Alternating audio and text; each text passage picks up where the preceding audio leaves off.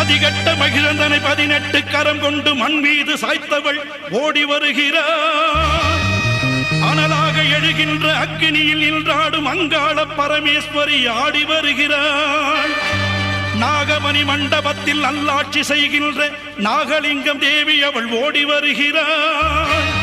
சிரமாலை சூடியவள் சிங்கரத மீதேறி வேப்பிள்ளை சூலமுடன் ஆடி வருகிறாள். சக்தி வருகிறாள், அன்னை சக்தி வருகிறாள், சக்தி வருகிறாள், அன்னை சக்தி வருகிறாள். சர்வமும் அவளாட்சி செய்ய வருகிறாள்.